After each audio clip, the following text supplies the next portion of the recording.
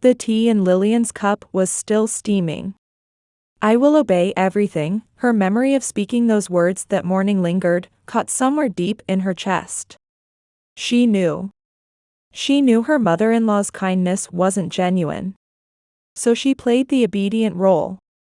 To make her let her guard down. And finally, she found it. Hidden in the drawer of her mother-in-law's room, a single notebook. The moment she opened the cover marked "Family Plan," her hands were trembling. What was written inside was a complete record of 3 years of isolation and destruction. All the unease that no one would believe had been proven real. It had been exactly 3 years since Lillian Hart began living with her mother-in-law, Cordelia. Staring at the date she had marked with a small circle on the calendar, she let out a deep sigh. On the surface, this household appeared ideal. A clean, well-ordered 2-story house. A meticulously maintained front yard. Sometimes neighbors even envied them as a harmonious 3-generation family. But there was a reality that only Lillian knew. It was an accumulation of subtle, indescribable unease. 7 a.m. 3 breakfast sets arranged on the dining table. Large white plates sat before Marcus and Cordelia, while a smaller, pale blue plate was placed in front of Lillian. Every day, without fail, this same arrangement. "Lillian dear has such a small appetite," Cordelia would say with a gentle smile. Yet she knew that Lillian had worked late into the night, and that she jogged before breakfast each morning. Cordelia skillfully controlled conversations during meal times, as well. When Marcus reported, "Yesterday's presentation went well," Cordelia would lean forward eagerly to hear the details. When Lillian mentioned, "I got a request from a new client," she would respond curtly with, "Oh, I see." Marcus never noticed his mother's differential treatment. To him, his mother was always perfect and loving. Lillian's graphic design work was freelance, split between home and office. Sometimes client meetings kept her out late. On such nights, as she removed her shoes in the entryway, she would hear conversations from the living room. "My daughter-in-law prioritizes work over housework. Poor Marcus," Cordelia would complain to their neighbor Dorothy Winslow. "When I was young, I put family first, but young people today are different." Lillian held her breath. She crept into the shadow of the staircase, silencing her footsteps. Cordelia continued, "Of course, I don't say anything to her face. But as a mother, I worry. Marcus's health management, maintaining the house, I have to do it all." Dorothy's sympathetic murmurs could be heard. "How difficult. But Marcus is truly blessed to have you, Cordelia." At that moment, the old wooden stairs creaked. Cordelia's voice stopped. Lillian hurried upstairs to the bedroom, where Marcus sat with his laptop open. As an accountant, he often battled numbers even at home. "Welcome home," he said without looking up from the screen. "Mother's been worried about you," she said. "Lillian works too hard." "I'm grateful to hear her concerns," Lillian answered while washing her hands at the sink, yes, forcing a smile, though her reflection in the mirror showed a stiff expression. "Mother is a really good person. She puts us first." Marcus's voice carried pure gratitude. Having lost his father early, his mother was both his support and guide.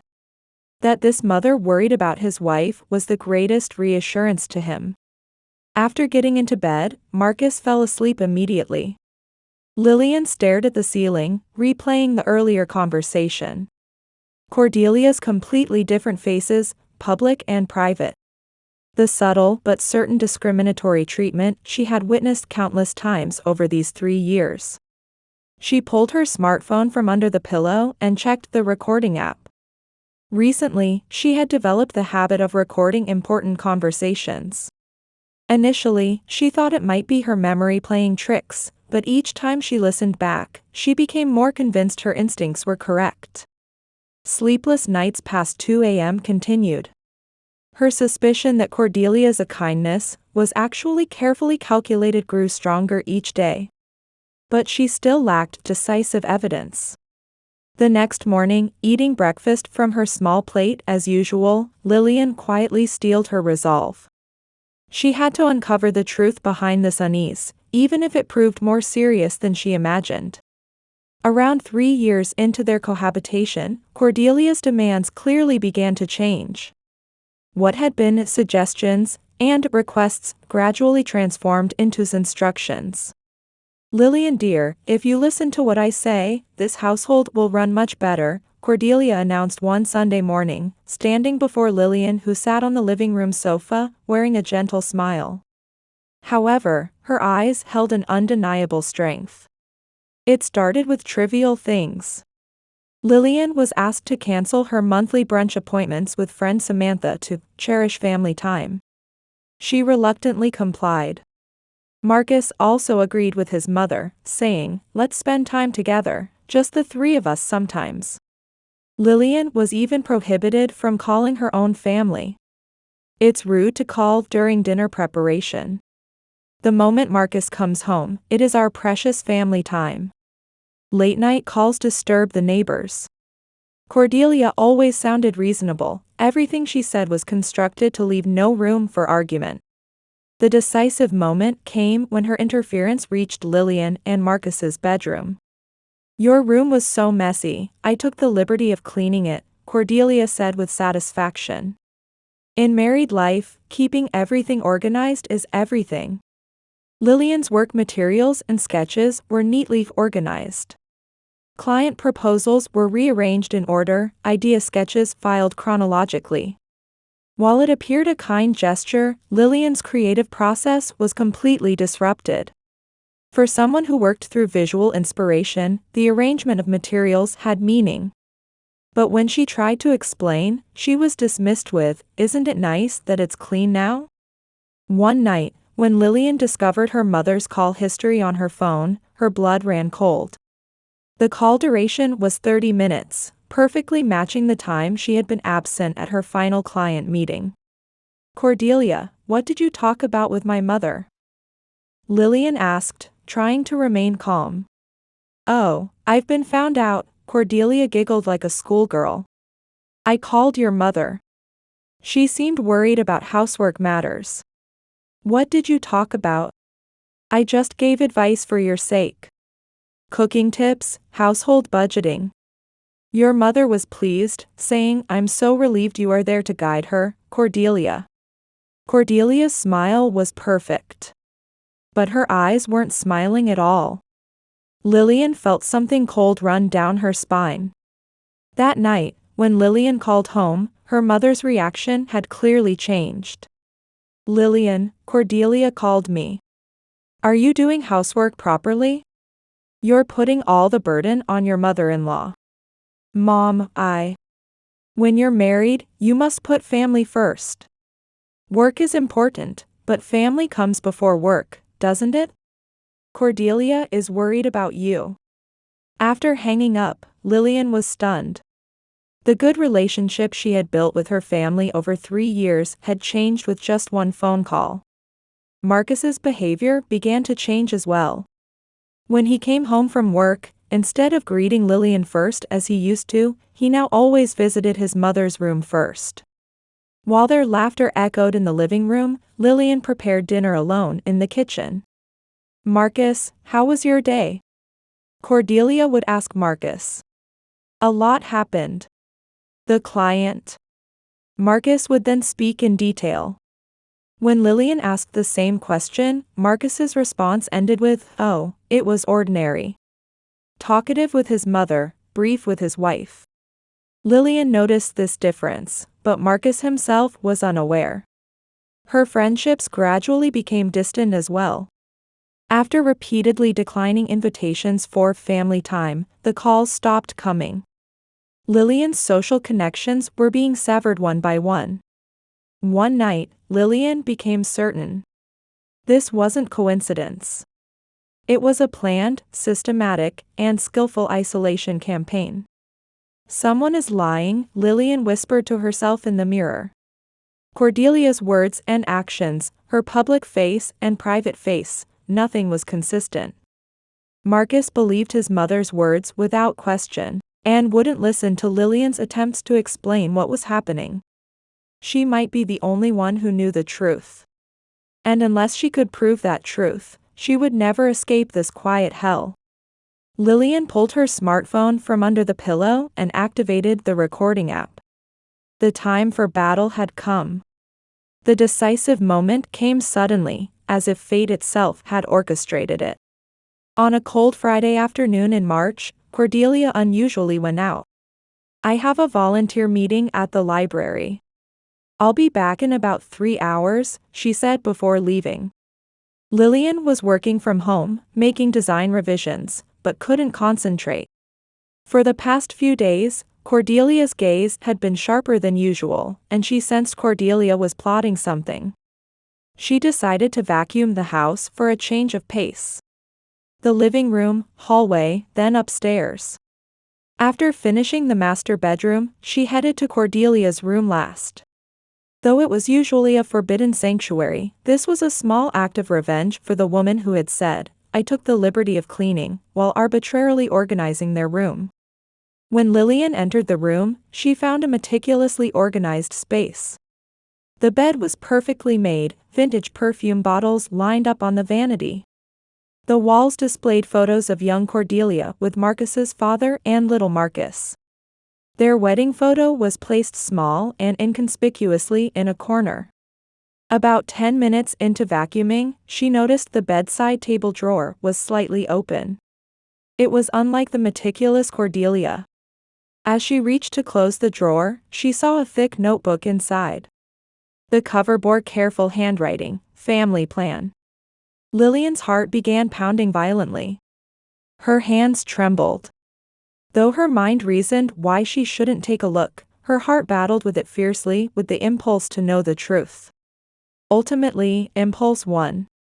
The moment she turned the page, Lillian's world completely collapsed. Phase 1, Lillian's Social Isolation Implementation Period, Year 1. Severing friendships. Sabotaging family relations. Career interference. Phase 2, Sabotaging Relationship with Marcus Implementation Period, Year 2. Hindering marital communication. Reinforcing mother-son bond. Instilling distrust of wife. Phase 3, Driving toward Divorce Implementation Period, Year 3. Establishing economic dependence. Mental destabilization. Orchestrating decisive breakdown. Final goal, bringing Marcus completely back under control. 3 years of detailed plans were recorded as meticulously as lesson plans from her teaching days. Dates, implementation details, effect measurements, next actions. Everything organized in tables. Turning more pages revealed specific execution records. April 15, 2022, successfully severed her relationship with her friend Samantha. Emphasized importance of family time. June 3, 2022, called her mother. Reported lack of housekeeping ability. Major effect. August 20, 2022, implemented bedroom organization. Destroyed creative environment. Backlash as expected. February 14, 2023, successfully changed Marcus's post-work behavior pattern. Mother priority established. Lillian's hands shook violently. This wasn't mere over-involvement. It was 3 years of calculated psychological manipulation. All the unease she had felt was real. No, it was more malicious than reality. Continuing to turn pages, she found future plans as well. Phase 3 implementation items. Workplace reputation sabotage, consider direct client contact. Mental instability, performance, fabricate medication history, consult neighbors. Final persuasion, Marcus create a report for his wife's problematic behaviors. On the last page was a terrifying sentence. If necessary, consult with a doctor about her requiring mental treatment. For Marcus' happiness, I will use any means necessary. Lillian nearly dropped the book. Cordelia was planning to frame her as mentally ill and eliminate her under the guise of treatment. She pulled out her smartphone with trembling hands and activated the camera. She had to preserve the evidence. While photographing all the pages, the sound of keys echoed from the entrance. "I'm home." Cordelia had returned earlier than expected. Lillian's face was drained of color. She hurriedly returned the notebook to its original position and closed the drawer. While frantically winding up the vacuum cord, she left the room as if nothing had happened. Coming downstairs, she found Cordelia removing her shoes in the entryway. "Welcome back," Lillian greeted her, forcing her voice to sound normal. "Oh, thank you for cleaning." Cordelia's voice was gentle, but her eyes sharply observed Lillian. "But I'll handle my own room, so you don't need to worry about it. I have private things, you know." The words carried a clear warning. "I'm sorry. I thought I'd do it while I was at it." "You're such a sweet child. But let's respect each other's privacy." Cordelia smiled. However, behind that smile was an ice-cold chill. That night in her bed, Lillian reviewed the photos she had taken. Everything was clearly captured. Dates, plans, execution records. The true nature of 3 years of hell was exposed in broad daylight. Cordelia wasn't just an overly involved mother-in-law. She was a terrifyingly cold woman who systematically sought to eliminate her daughter-in-law to monopolize her son. And her plan was being steadily executed and succeeding. In the darkness, Lillian steeled her resolve. She could no longer endure in silence. The time had come to reveal the truth and end this quiet war. Looking at Marcus's sleeping face beside her, Lillian whispered quietly, "Let's finish this, Cordelia." A week after discovering Cordelia's notebook, Lillian had carefully crafted her strategy. She couldn't become emotional. She needed to gather the perfect evidence and calmly accumulate facts. Saturday morning, at breakfast with all 3 of them present, Lillian made a quiet declaration. "I understand, Cordelia. From now on, I will listen to everything you say." Cordelia's fork stopped. Marcus also looked at Lillian with surprise. "Everything? What do you mean?" Cordelia's voice was cautious. "Housework, friendships, work balance, everything. I will learn from your experience and follow you." Lillian smiled peacefully. "For Marcus, for this family." Cordelia's eyes flashed momentarily. However, her intuition, honed by years of experience, sensed something amiss. "I'm glad you're being honest. But you don't have to force yourself." "No, you were right. I was too selfish." Marcus showed a relieved expression. "Good. I'm sure things will work out." "What a good girl. Now you're truly part of our family." Cordelia smiled, but deep down, her guard was rising. Over the following days, Cordelia carefully observed Lillian's behavior. She began to feel uneasy about Lillian's completely submissive attitude. The change was too sudden. One Wednesday night, Cordelia approached Lillian. "Lillian dear, you've been very cooperative lately. But if you have any worries, don't hesitate to talk to me about anything." "Thank you, Cordelia. Thanks to you, I finally feel I understand what family should be like." Lillian's answer was perfect. But something nagged at Cordelia. She then attempted an experiment the next day. "Lillian dear, could you call your mother? I'd like to say hello to her and tell her that our family has been doing well recently." "Of course." Lillian agreed without hesitation. While making the call, Cordelia carefully observed Lillian's expression. But there wasn't the slightest sign of disturbance in Lillian's demeanor. Rather, when Lillian said during the call, "Cordelia wants to talk to you too," Cordelia felt as if she had walked into a trap. "Cordelia, here's Mom." After she took the phone from Lillian, Cordelia heard her mother's voice. Cordelia, thank you for always taking care of Lillian. Lillian just told me things have finally become peaceful lately. Cordelia was stunned. It was as if Lillian had told her mother the truth. She felt as though her actions had been completely exposed. Yes. Cordelia was at a loss for words. The day after, Marcus visited Cordelia's room. Mom, we need to talk. In his hands was a familiar notebook. Cordelia's face was drained of color. What is this, Mom? Marcus's voice was calm, but deep disappointment was embedded beneath. Cordelia tried to hide her agitation. That's my diary. That girl entered my room without permission. For a diary, it contains overly detailed plans. Marcus turned the pages. Dates, implementation details, effect measurements. This is a cold-blooded plan. Marcus, it's a misunderstanding. I was just... Mom, Marcus quietly interrupted. It's not a misunderstanding. This is clearly a strategic plan to destroy Lillian. Cordelia resorted to her last measure. She brought tears to her eyes and began playing the role of a frail mother. Marcus, that girl has brainwashed you. Have you forgotten what your mother has done for you? How we supported each other after your father died. But Marcus wasn't swayed. I haven't forgotten. That's why I've trusted you until now. But this isn't love. This is control. At that moment, voices could be heard from the living room.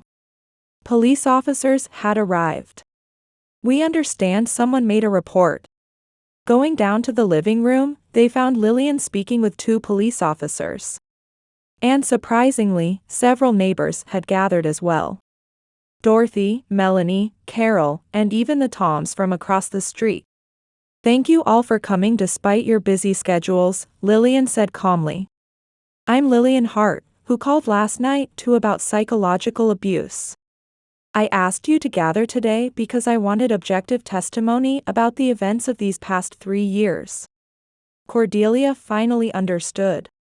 She had fallen into a trap. Lillian had secured neighbors as witnesses and even prepared a police consultation without her knowing. The elderly police officer opened his file. This is regarding the psychological abuse you told us last night. We'd like to hear from all the involved parties. Dorothy spoke first. Cordelia always spoke ill of Lillian. But the real Lillian is a wonderful person. Melanie continued, it seemed like she was trying to isolate her. One by one, testimonies accumulated. Cordelia's 3 years of manipulation were completely exposed by their neighbors. Finally, Marcus testified. I saw my mother's written plans. They are detailed strategies aimed to destroy my wife. The police officer turned to Cordelia. Based on the evidence and testimony, your actions may constitute psychological abuse. Cordelia's perfectly constructed world came crashing down with a sound. Her meticulous plan had been completely shattered by an even more meticulous counterattack. As the police officer's words echoed, Cordelia's expression changed dramatically. Her previously dignified posture crumbled as she began to don the mask of a frail elderly woman. Officer, there's been a misunderstanding, Cordelia said in a trembling voice. I was just a mother wishing for her son's happiness. That girl doesn't value family, so I was worried. The elderly officer calmly opened the notebook. Please look at this plan book. Phase 1, Lillian's social isolation. Phase 2, sabotaging relationship with Marcus. Phase 3, driving toward divorce. This goes beyond the realm of concern. That's my diary. No one writes business-like descriptions such as effect measurement, hand and next actions in their diary, the younger officer continued. Moreover, specific implementation schedules are recorded. Lillian quietly stood up. Cordelia, won't you stop lying now? For just an instant, Cordelia's true nature flashed in her eyes. But she immediately brought tears to her eyes. Lillian, please. I was wrong. I just loved Marcus too much. As a mother, I was worried. Forgive me. The air in the living room grew heavy. The neighbors watched with bated breath, and Marcus was stunned by his mother's transformation. Cordelia, Lillian's voice was quiet but had inner strength. For 3 years, I tried to understand you. I desperately wanted to be accepted as family. Lillian dear. But you intended to destroy me from the start. You severed my friendships, damaged my relationship with my own family, interfered with my work, and even tried to manipulate my marriage. Cordelia's tears stopped. Perhaps realizing the futility of continuing the act, the artificial frailty disappeared from her expression. Yes, Cordelia finally revealed her true feelings. As if I'd let someone like you steal my son from me. In that moment, the air in the room froze. How much I've loved Marcus, how much I've supported him. What could a little girl like you possibly understand? Cordelia's voice was filled with hatred. Without me, Marcus can't do anything. And yet you appeared and stole my son's heart. Mother, Marcus interrupted with a trembling voice. I'm not your possession. Marcus, you're being deceived. Don't you see this woman's true nature? I finally understand what's truly important to me. Marcus took Lillian's hand. Mother, you weren't trying to love me. You were trying to control me. Cordelia's face contorted. Ungrateful. Do you know how much I've sacrificed for you? That's not love, Lillian said quietly. That's obsession. The elderly police officer stood up. Lillian, based on today's evidence and testimony, let me explain some options. Yes. First, you can have the court issue an order preventing Cordelia from approaching you. You can go to the courthouse tomorrow morning to file the application. A judge should be able to issue an order to protect you. The younger officer continued, also, for safety tonight, we recommend you stay elsewhere. We'll consider creating a detailed report about this incident and sending it to the district attorney's office. Dorothy stood up. Cordelia, we've been watching all along. We saw you trying to destroy Lillian. Melanie continued, you spread lies to neighbors, trying to damage her reputation. Carol testified, you always told the same stories. My daughter-in-law can't do housework, she's causing trouble for Marcus. One by one, Cordelia's manipulation activities were exposed. Her 3 years of systematic harassment were completely testified to by the neighbors. Are you all betraying me? Cordelia desperately pleaded. Aren't we friends? Friends are trustworthy people, Tom said quietly. What you have been doing is simply unworthy of our trust. The elderly officer turned back to Lillian. We'll create a detailed report tonight. Tomorrow, when you go through the court procedures, we'll give you the document numbers you'll need. We can also provide contact information for counselors who specialize in family issues. Thank you, Lillian answered quietly. Having lost her final support, Cordelia collapsed onto the sofa. Lillian, she made one last plea. Please. Take Marcus and leave. This is my house. This house is filled with my memories. Lillian quietly shook her head. Cordelia, this house is registered under Marcus's name. And I am Marcus's wife. What? We will build a new family. A healthy family, free from your control. There was no hesitation in Lillian's voice. Tomorrow, I will take formal legal action at the courthouse. Cordelia attempted one last desperate move. She tried to cling to Lillian's legs. Lillian, please. Forgive me. I won't do anything harmful anymore, let me live with you. But Lillian stepped back. It's too late, her voice was ice cold. I will never forgive you. With those words, Cordelia's world ended completely. The castle of control she had built over 3 years came crashing down with a sound. After the police officers and neighbors left, silence returned to the living room. Marcus sat down heavily on the sofa, holding his head. Lillian, What have I been doing? You did nothing wrong. Lillian placed her hand on her husband's shoulder. Your mom was just too clever. But you were suffering so much, and I didn't notice anything. You've come to notice me now, and that's enough. The two embraced quietly. The long battle was finally over. They finally embarked upon their first steps toward the new life that would begin the next day.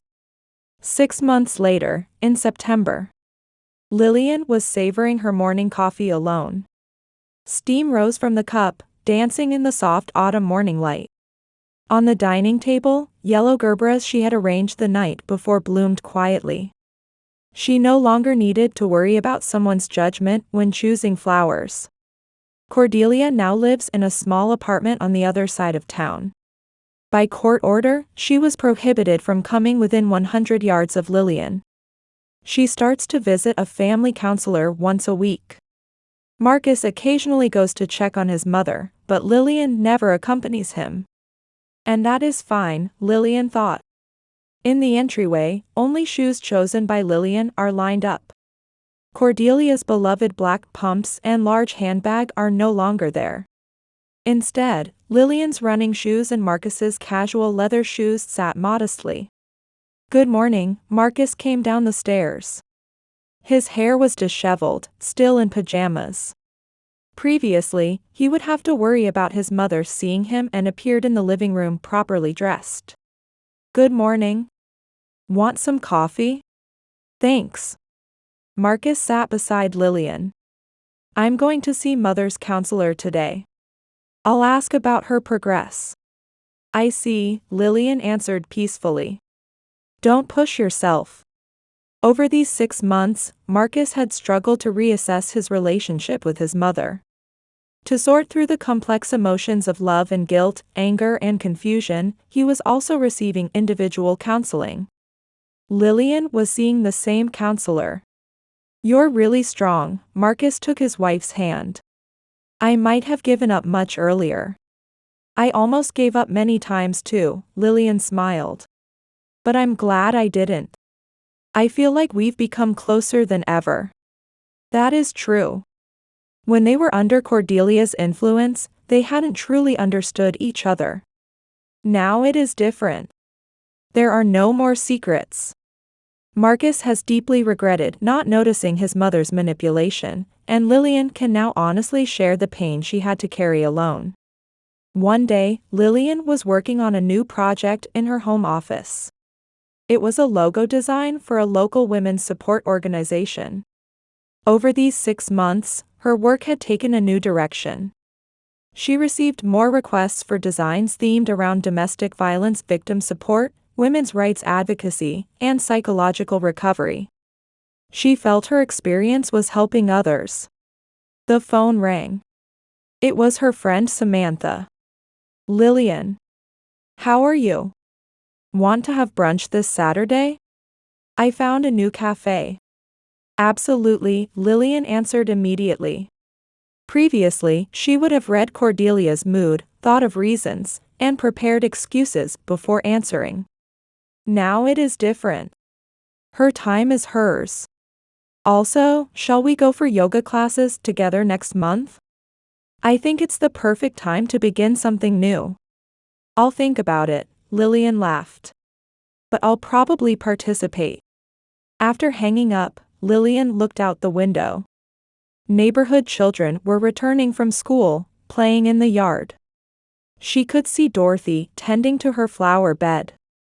Since that night, her relationship with her neighbors had changed. They treated Lillian more warmly and told her they thought something was strange about Cordelia's behavior. In the afternoon, the mail carrier came. Among several envelopes was a letter in familiar handwriting. It was from Cordelia. Lillian picked up the envelope but didn't open it.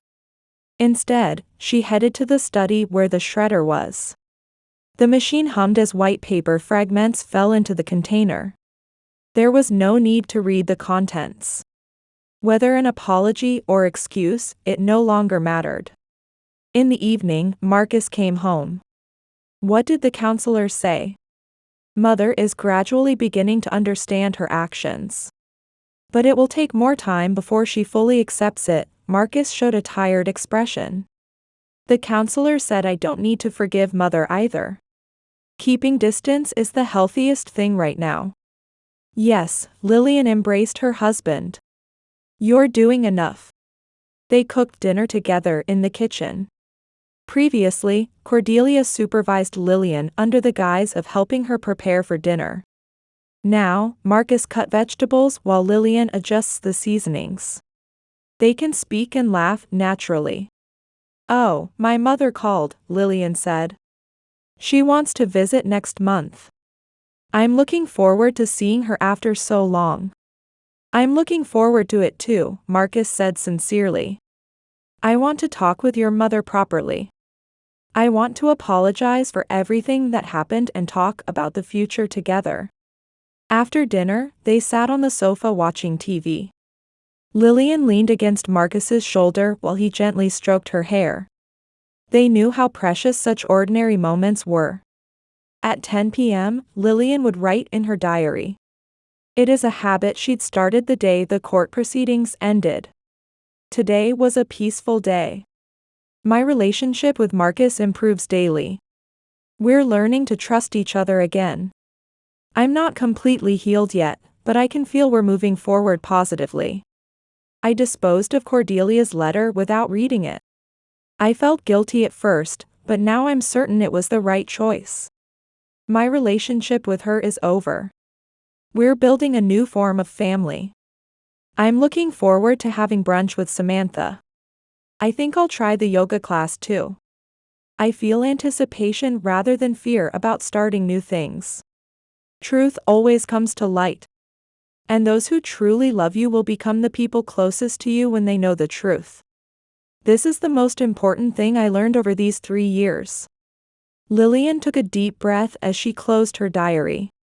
Tomorrow would bring another new day. Cordelia's control and past fears are no longer here.